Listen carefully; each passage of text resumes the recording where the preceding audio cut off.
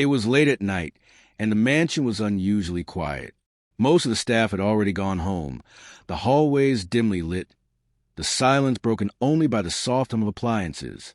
Michael Jackson, exhausted after hours of rehearsals and unable to sleep, wandered through the kitchen looking for something cold to drink.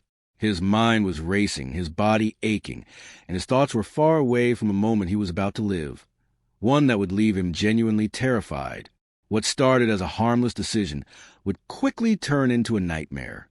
A heavy refrigerator door, a sudden mechanical failure, darkness, cold, silence, and then panic. Trapped in a confined space with freezing air biting into his skin, Michael realized something was terribly wrong. His breathing became shallow, his heart pounded violently, and for the first time in years, the king of pop felt completely powerless. Cut off from the outside world, with no one around to hear him, Michael began to do the unthinkable. He started to beg. But what he begged for had nothing to do with fame, money, or even his career. It revealed something far deeper about his fears, his past, and emotional wounds he carried quietly his entire life. What exactly happened inside that refrigerator? How did Michael end up trapped there? And what were the words he repeated over and over in desperation that would later leave those who heard them shaken? Stay with this story, because what happened next goes far beyond a simple accident and exposes a side of Michael Jackson almost no one ever got to see. If you want to uncover the full story behind this terrifying moment and understand what it revealed about Michael Jackson's inner world, keep watching. And don't forget to subscribe and turn on notifications, because the next chapter changes everything. The night Michael Jackson became trapped inside the refrigerator began like so many others during that period of his life. Restless, silent, and heavy with exhaustion. It was close to 2 a.m. in the sprawling mansion, a place that should have felt like a sanctuary but often felt more like a maze. The staff had long since retired to their quarters or gone home for the night. The security monitors glowed faintly in distant rooms, and the house itself seemed to breathe softly, filled with shadows and echoes. Michael Jackson hadn't slept properly in days. Rehearsals had drained him physically. Insomnia tormented him mentally. His thoughts refused to slow down, looping endlessly. Memories of childhood pressure, fear of disappointing people, anxiety about the future. Sleep came in fragments, never rest. That night, he finally gave up trying. Wrapped in a loose shirt and pajama pants, Michael walked barefoot through the dim hallway toward the kitchen. The marble floor was cold beneath his feet. He moved quietly out of habit, even though there was no one to disturb. For someone who had lived his entire life under constant observation, silence itself felt unnatural. The kitchen lights were off, but moonlight filtered into the tall windows, illuminating the stainless steel appliances with a dull silver glow. Michael didn't bother turning on the lights. He knew this space well. He had walked through it countless nights before, searching for water, fruit, or anything that might calm his body enough to sleep. His throat felt dry. His body overheated from anxiety rather than temperature. "I just need something cold," he murmured to himself. He walked toward a large industrial-style refrigerator, one of several in the mansion, designed to store food for events and staff. It was larger and heavier than a normal household fridge, with thick insulation and a solid door meant to preserve temperature efficiently. Michael pulled the handle open. A rush of cold air spilled out, fogging slightly in the warm kitchen. Inside, shelves were stocked with bottled water, juices, and neatly arranged containers. He leaned in, scanning the contents, his hand reaching toward the back where the coldest bottles usually were. That's when it happened. The door swung shut behind him. At first, he didn't react. It took a second for his brain to register the sound. A deep, final thud that echoed unnaturally loud in a confined space. Michael turned instinctively and reached for the handle. It didn't move. He frowned and tried again, pulling harder this time. Nothing. The door remained sealed, heavy and unmoving. "Wait! No!" he whispered. He pushed, then pulled, then slammed his palm against the inside of the door. Still nothing. A cold realization crept into his chest. The refrigerator was designed with a faulty internal latch, something maintenance had flagged weeks earlier but hadn't fully repaired. From the outside, the handle worked normally. From the inside, there was no emergency release. Michael was trapped. The air inside felt instantly different, not just cold, but suffocating. The shelves pressing around him. The walls were too close. The light from the kitchen disappeared completely, leaving only darkness broken by faint reflections from metal surfaces. His breathing quickened. "No, no, no, no," he said, his voice echoing back at him, distorted and unfamiliar. He banged on the door hard. The sound was dull, swallowed by thick insulation. "Hello," he shouted. "Is anyone there?" Silence. The refrigerator hummed on, indifferent. Michael's heart began to race. His chest tightened. The cold seeped through his clothes, biting into his skin. He wrapped his arms around himself, trying to steady his breathing, but panic was already taking hold. This wasn't just fear of being trapped. This was something deeper. Darkness, confinement, powerlessness. His mind betrayed him, dragging him backward in time. To rehearsal rooms where he wasn't allowed to leave, to childhood punishments, to moments where he had been small and afraid and unable to escape. The refrigerator wasn't just a machine anymore. It became a symbol of every moment he'd ever felt controlled, locked in, helpless. I can't be in here," he whispered, his voice shaking. His breath became shallow. Each inhale felt thinner than the last. He pressed his forehead against the cold metal wall, trying to ground himself, trying to think rationally. Someone would come. Someone always did. But what if they didn't?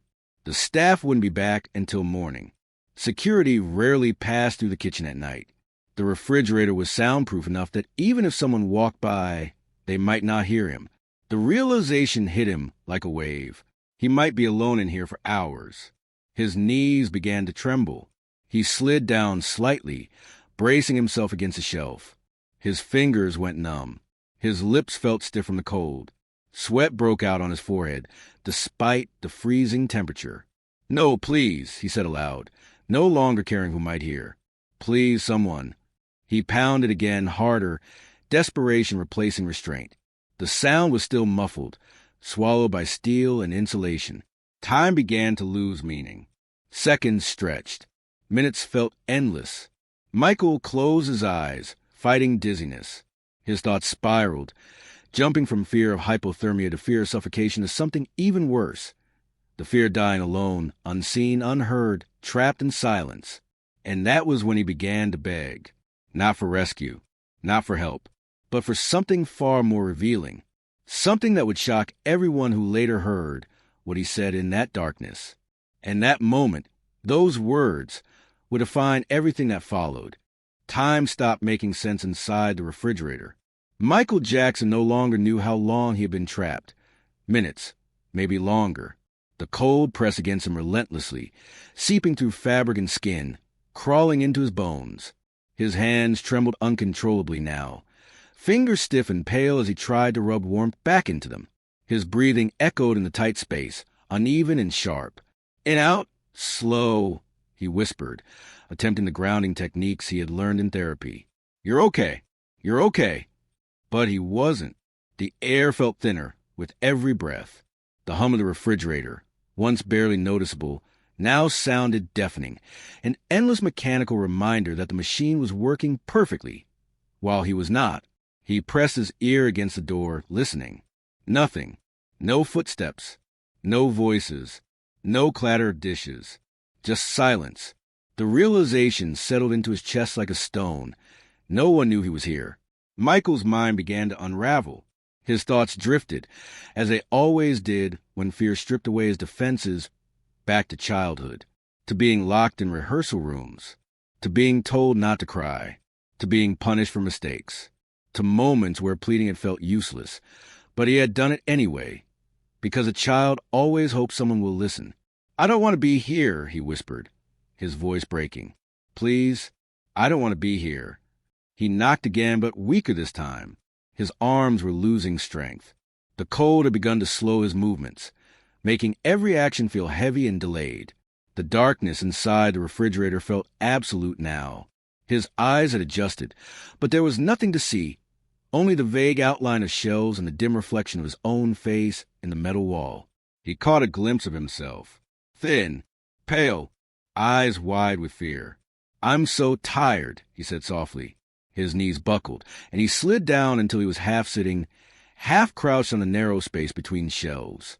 The cold floor burned through the thin fabric of his pants. His teeth chattered uncontrollably now. That was when something inside him broke.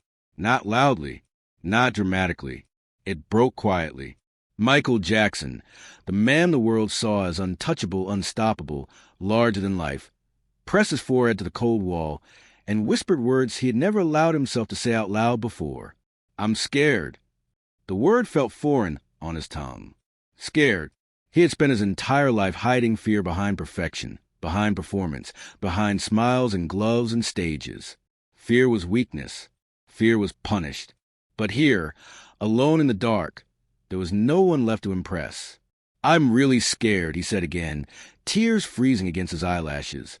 His breathing turned into shallow sobs. He wrapped his arms around himself, rocking slightly, the way he had as a child when no one was watching. "I don't want to die like this," he whispered. "Please, not like this." The cold made his thoughts sluggish, but his emotions sharpened painfully. Images flooded his mind, his children's faces, their laughter, the way they clung to him when they were afraid.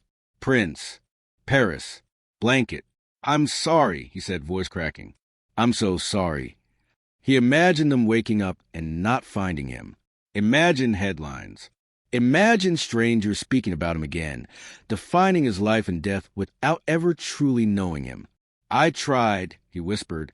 "I really tried." His voice grew weaker, each word costing more energy than the last. "I just wanted to be normal," he said. "Just once." The cold numbed his legs completely now. Pins and needles crept upward, frightening him even more. He knew enough to understand the danger. Hypothermia didn't always come with dramatic pain. Sometimes it came with calm, with sleep. He couldn't let himself sleep. "No," he said sharply, forcing his eyes open. "Don't sleep. Don't sleep." But exhaustion wrapped around him like a blanket, heavy and tempting. That was when he began to pray. Not the rehearsed prayers. Not the polite ones. The desperate ones. "God, please," he whispered, voice barely audible. "I know I'm not perfect. I know I've made mistakes. But please, don't let this be the end." His hand shook violently as he pressed him against the door again. One last attempt. "Please," he begged, not to anyone specific now, but to the universe itself. "If someone can hear me, if anyone is listening, please help me." Tears streamed down his face, freezing as they fell. And then, in a moment that shocked even himself, Michael Jackson said the words he had spent his entire life avoiding. "I don't want to be alone anymore." The admission hit him harder than the cold. Alone. That had always been the truth, hadn't it? Surrounded by people, adored by millions, and yet alone in the moments that mattered most. "I don't need fame," he whispered hoarsely. "I don't need applause. I just want someone to see me." His voice faded into silence. The refrigerator hummed on. Minutes passed, or seconds. He couldn't tell anymore. His eyelids drooped. His body felt strangely light now, distant, like it wasn't fully his anymore. And just as his consciousness began to slip, just as the cold threatened to take him completely, there was a sound, muffled, distant, but real. Footsteps. Michael's eyes snapped open. His heart lurched painfully in his chest. "No, please," he whispered, summoning every ounce of strength he had left. He raised his fist and knocked again. Once. Twice. Weak. But enough. Outside the refrigerator, someone stopped walking. And in that fragile moment between life and silence, everything changed. The footsteps stopped. For a terrifying second, Michael wondered if his mind had imagined them, another cruel trick of fear and cold. His heart pounded so hard it hurt, each beat echoing painfully in his ears. "Please," he whispered, though no sound came out. His throat felt raw, frozen, barely capable of producing breath. Outside the refrigerator, the silence stretched. Then another sound. A voice. "Mr. Jackson?" It was faint, uncertain, as if the person wasn't sure what they had heard. Michael's body reacted before his mind did. He slammed his palm weakly against the door, the sound dull but unmistakable. "Here," he croaked. "Please, I'm here." The voice outside sharpened with alarm. "Oh, my God! Hold on!" Michael heard hurried footsteps, a scraping sound, then hands gripping the handle from the outside. The door tugged once, stuck. "No, no, no," the person muttered urgently. "Why won't it open?" Inside, panic surged again. Michael pressed his shoulder against the door, trying to help, but his legs barely responded. His strength was gone. "I can't breathe," he whispered, though he wasn't sure the words made it through the thick insulation. "Don't worry." The voice said, louder now, steadier. "I've got you. Stay with me." The handle rattled again. Once. Twice. Then there was a sharp metallic snap, followed by a rush of warmer air that felt like fire against Michael's frozen skin. The door swung open. Light flooded in. Michael shielded his eyes instinctively, squinting as the world rushed back in, too bright, too sudden. Shapes formed slowly. A man in a kitchen uniform stared at him in horror, eyes wide, face drained of color. "Oh, God," the man said. "You're freezing." Michael tried to speak, but his body betrayed him. His legs collapsed completely as he slumped forward. Strong arms caught him just in time. "I've got you," the man said again, louder now. "You're safe. You're out." Michael's head lolled against the man's shoulder. He could feel warmth now, human warmth, and it felt overwhelming, almost painful. "I thought," Michael murmured, barely conscious. "I thought no one would hear me." The man shook his head. "I heard the knock. I almost walked past it.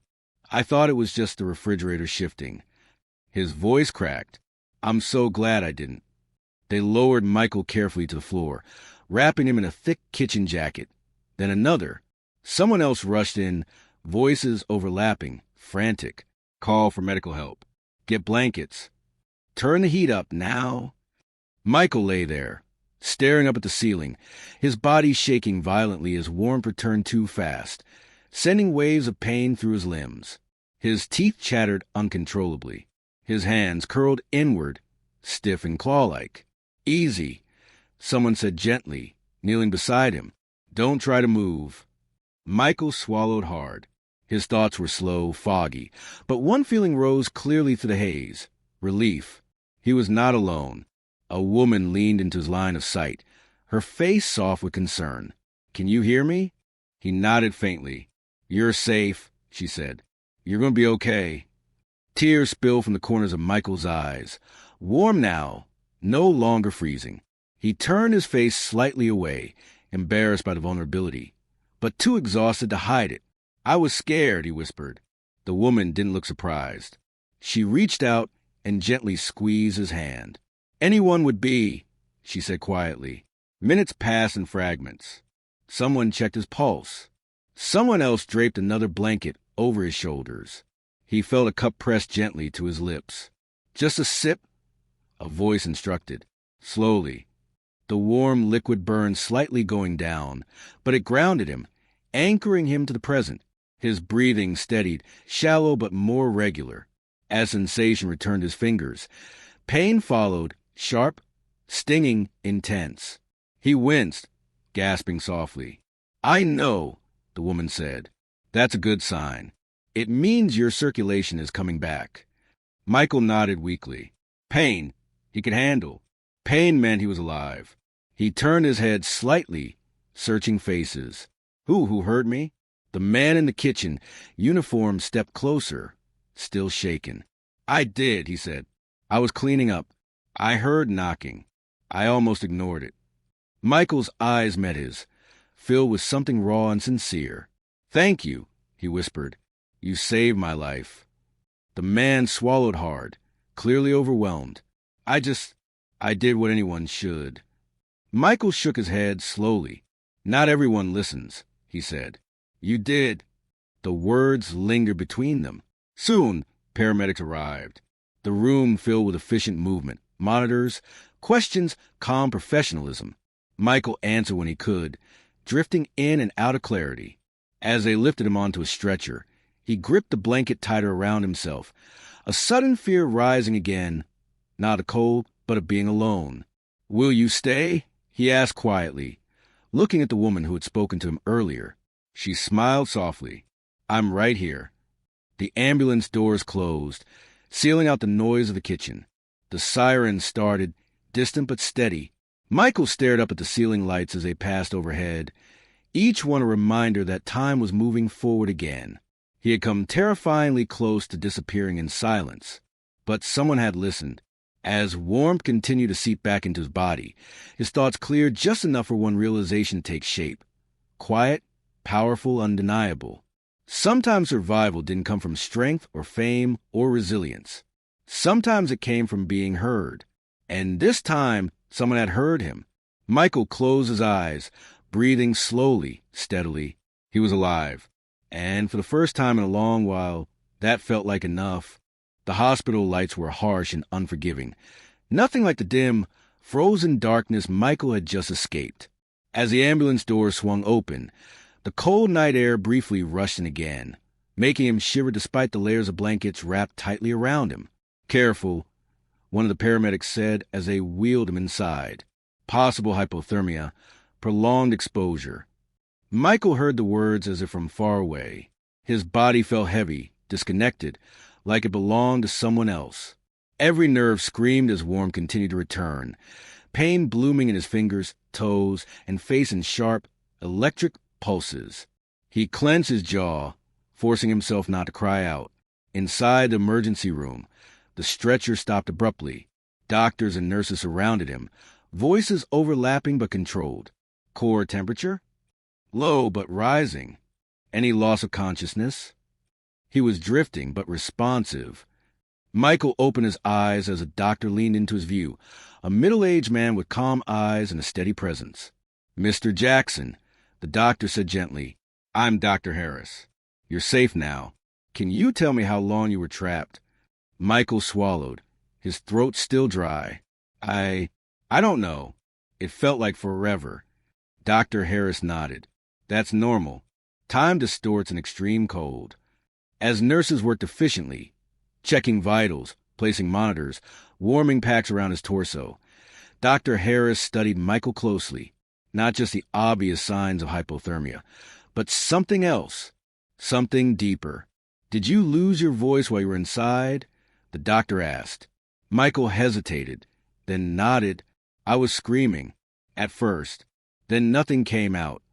Dr. Harris exchanged a brief glance with another doctor. "That tells me something important," he said. Michael frowned weakly. "What?" "That your body wasn't just shutting down physically," Dr. Harris explained. "It was conserving energy at a critical point. You were closer to the edge than you realize." The words landed heavily. Closer to the edge. Michael stared at the ceiling, his chest tightening, not from the cold now, but from the weight of understanding. He had been minutes away from something irreversible. "I thought," Michael began, his voice breaking, "I thought I was going to die in there." Dr. Harris didn't dismiss the fear or soften it unnecessarily. "You might have," he said honestly, "if no one had opened that door when they did." Silence filled the space between them, broken only by the steady beep of the heart monitor. Michael closed his eyes, a tear slipping down his temple and into his hair. "I begged," he whispered. "I begged God not to let it end like that." Dr. Harris placed a hand gently on Michael's shoulder. "And you were heard." As the initial crisis passed, Michael was moved to a quieter room for observation. The chaos of the emergency department faded, replaced by soft beeping machines and hushed footsteps. A nurse adjusted his blankets. "You're doing well," she said reassuringly. "Your temperature is stabilizing." Michael nodded faintly. His body still hurt, but his mind was clearer now. Clear enough for memories of the refrigerator to come rushing back in vivid flashes. The darkness, the silence, the cold pressing into his bones, and the fear. Dr. Harris returned a short while later, holding a tablet. He sat beside the bed instead of standing over him, a small gesture that made a difference. "There's something else I want to talk to you about," the doctor said. Michael tensed slightly. "Is something wrong?" "Not wrong," Dr. Harris replied, "but important." He tapped the tablet, pulling up a chart. "You didn't panic the way most people would in that situation. You fought, yes, but you also conserved energy. You focus on knocking, on rhythm, on hope. Michael looked confused. What does that mean? It means you have an unusually strong survival instinct, Dr. Harris said, one shaped by long-term stress. The words hung in the air. Michael let out a quiet, humorless breath. That sounds about right. Dr. Harris studied him carefully. Have you experienced situations before where you felt trapped, powerless, afraid but forced to endure? Michael didn't answer immediately. His eyes drifted to the window, dark now with night. All my life, he said softly. The doctor nodded slowly, understanding more than he said aloud. Your body knows how to survive under pressure. That helped you today. Michael turned back to him. But it also means I shouldn't have been alone in the first place. Dr. Harris met his gaze. Exactly. There was no accusation in his tone, only concern. You push yourself, the doctor continued. You isolate. You endure things quietly. That's dangerous, especially when your body is already under strain. Michael swallowed. I don't like to bother people. Dr. Harris's expression softened. Nearly dying alone in a freezer is not the cost of being polite. The words hit harder than any diagnosis. Michael looked away, ashamed but also strangely relieved that someone had finally said it out loud. You don't have to be strong all the time, Dr. Harris added. Strength is also asking for help before it's too late. Michael closed his eyes, breathing deeply. I thought I was being careful. You were being brave, the doctor corrected. But bravery without support can become a risk. A long silence followed. Then Michael spoke, his voice low and steady. When I was inside, I wasn't thinking about music, or fame, or anything like that.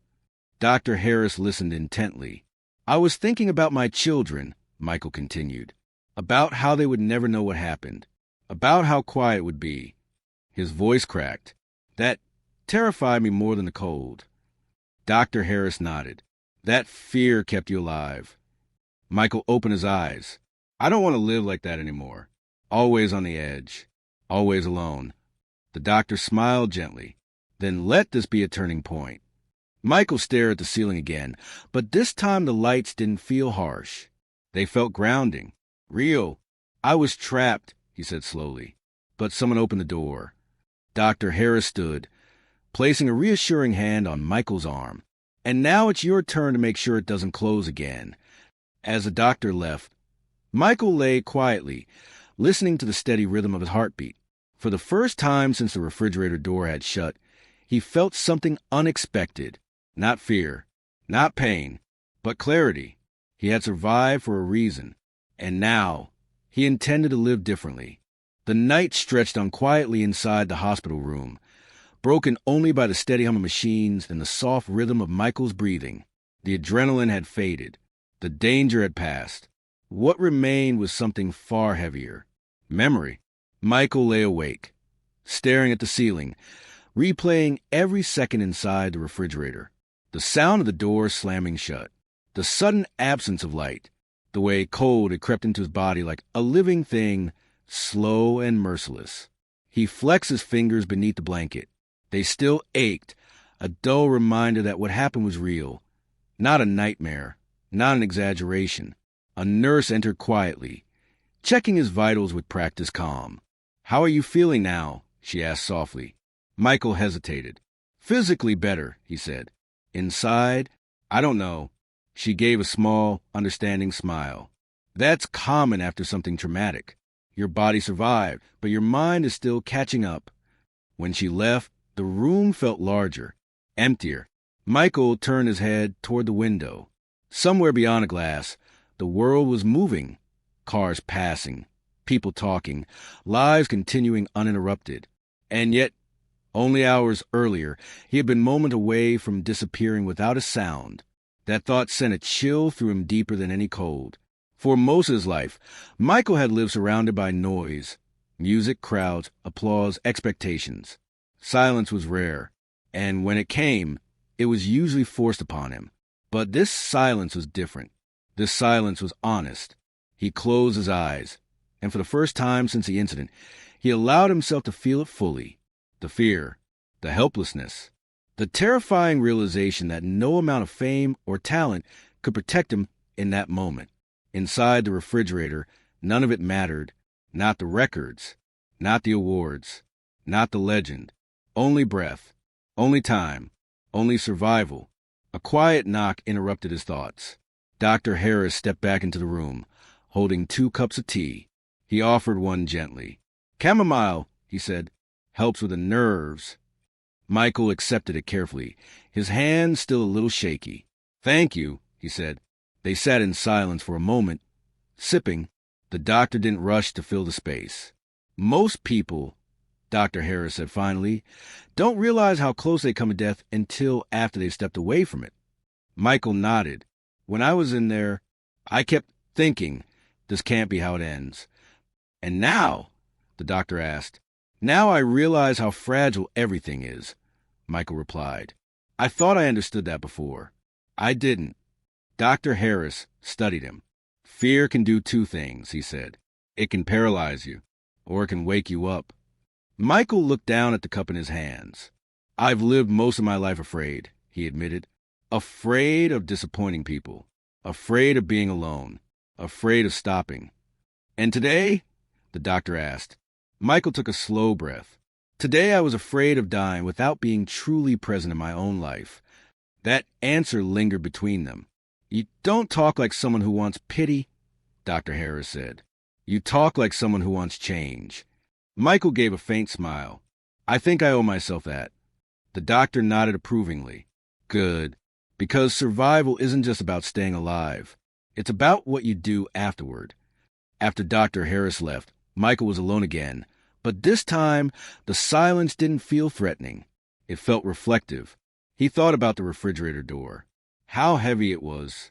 How final it felt when it closed. And then he thought about the moment it opened. The rush of light. The sound of voices. The hands pulling him back. Someone had noticed he was missing. Someone had looked. That realization broke something open inside him. For years, Michael had convinced himself that he needed to be invisible to survive, that isolation was safety, that quiet endurance was strength. But in that cold darkness, isolation had almost killed him. He turned onto his side, curling slightly, the way he had done as a child when he felt overwhelmed. "I don't want to disappear," he whispered to the empty room. The words surprised him with their clarity. Not fade, not endure, not survive quietly. Live.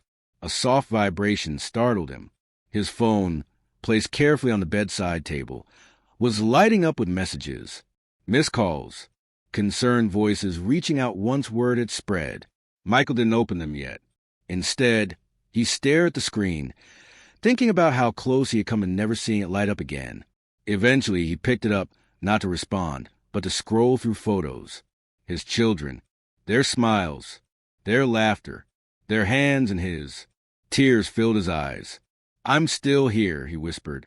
And for the first time, the weight of that truth felt overwhelming in the best way. Later, as exhaustion finally pulled him towards sleep, Michael felt something shift inside him. Not suddenly, not dramatically, but undeniably. The refrigerator had taken something from him, his illusion of control, but it had also given him something in return. Perspective. He no longer wanted to be the man who quietly endured danger alone. He wanted to be the man who asked for help before it was too late. The man who chose life deliberately, not accidentally. As his eyes closed, one final thought settled gently in his mind. The door had opened, and he would never forget what it felt like to almost be left behind in the dark. Morning light crept slowly into the hospital room, pale and quiet, touching the edges of the curtains before spilling softly across the floor. Michael Jackson opened his eyes and, for a brief moment, didn't know where he was. Then memory returned, not as panic, but as awareness. The refrigerator, the darkness, the cold, the begging. His chest rose and fell steadily. He was alive. Michael sat up slowly, feeling the stiffness in his muscles, the soreness in his hands, the faint ache behind his eyes. Every sensation felt sharper than usual, as if his body was reminding him that it was still here, still working, still his. A nurse entered with a gentle smile. "Good morning. You slept for almost 6 hours. That's a good sign." Michael nodded. It's the first real sleep I've had in a long time. She checked his vitals, adjusted the 4, and before leaving said something simple that stayed with him. Sometimes the body rests when the mind finally lets it. When the door closed, Michael remained sitting on the edge of bed, his feet touching the cold floor. He welcomed the sensation. After the night he'd lived through, even discomfort felt reassuring. He stood and walked slowly to the window. Outside, Los Angeles was waking up. Traffic moved. People hurried. Somewhere, music played faintly from a passing car. Life was continuing, indifferent to how close he had come to vanishing. And that, somehow, made everything clearer. Michael pressed his hand against the glass. "For so long," he said softly, "I've been waiting for permission to live differently. Permission from the world, from expectations, from the image of who he was supposed to be." Inside the refrigerator, there had been no audience, no performance, no myth, only a man asking not to die alone.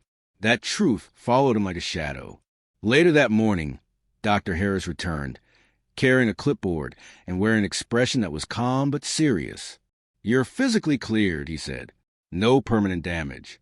But I want to talk about what happens next." Michael sat back down.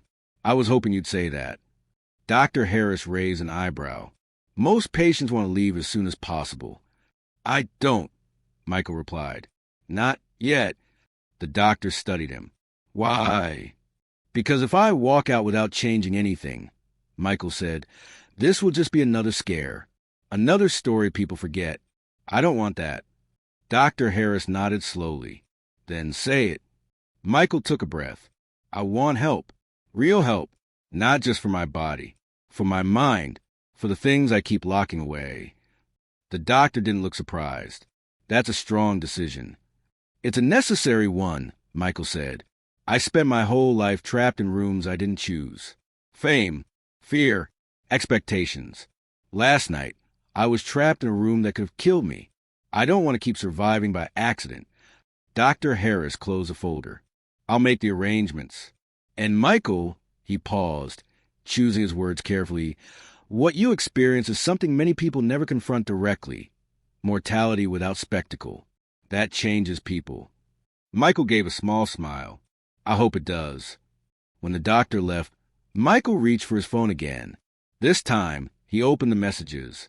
Concern, love, worry, voices he had grown used to ignoring, because responding felt exhausting. He typed a short reply to one message only. "I'm okay, but I need time, and I'm choosing to take it." He turned the phone face down. For the first time, he didn't feel guilty. By afternoon, he was clear to leave. Staff members wished him well, careful not to overwhelm him, sensing something fragile but firm had shifted. As he walked through the hospital corridor, Michael moved slower than usual, aware of each step. He noticed details he normally missed: the echo of footsteps, the scent of disinfectant, the way sunlight pooled near the exit. Life was not rushing him. Outside, his driver waited, ready to take him back to mansion. Michael stopped before getting into the car. "Not home," he said. The driver looked confused. "Where then?" Michael thought for a moment. Somewhere quiet. Somewhere without walls closing in. They drove toward the coast. The ocean greeted him with wind and salt and endless movement. Michael stood near the shore, shoes in hand, letting the sand sink beneath his feet. Waves crashed, retreated, returned, unafraid of repetition. He closed his eyes. Inside the refrigerator, time had felt frozen. Here it flowed. "I'm still here," he whispered again. But this time, the words didn't tremble. They grounded him. Michael knelt in the sand, letting the water touch his ankles.